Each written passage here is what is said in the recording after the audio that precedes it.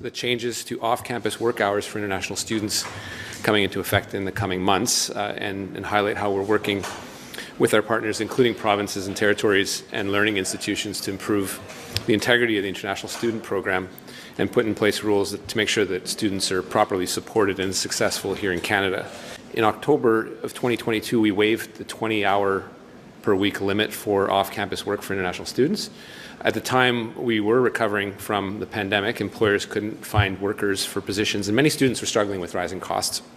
Lifting this threshold was important to help local economies and small businesses, as well as international students alike.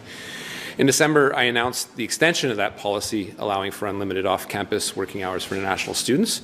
At the time, I didn't want to make the changes in the middle of the study year and put some students in difficult financial positions. However, the policy expires today, and it won't be renewed, as it was a successful measure in helping our economy recover from the pandemic and is therefore no longer necessary.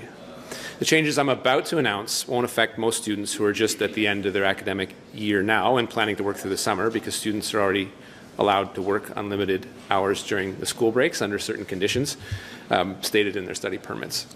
At the same time, it's been shown by research, and we know that increasing working hours while studying at post-secondary institutions can lead to declining academic performance and increase the risk that students will drop out of their programs.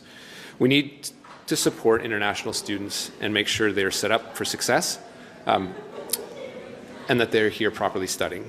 Looking at best practices and policies in other like-minded countries, most of them limit the number of working hours for international students. Canada's rules need to be aligned, or we will find our programs attracting more and more applicants whose primary intent is to work and not study. We also want to follow the research and continue to improve the integrity of the entire international student program. To be clear, the purpose of the international student program is to study and not to work. So with these considerations in mind, we intend to make permanent changes to allow up to 24 hours of off-campus work for international students, with a goal of having that in place for the fall. As most shifts are 8 hours long, the new 24-hour rule means that students can work up to 3 shifts a week.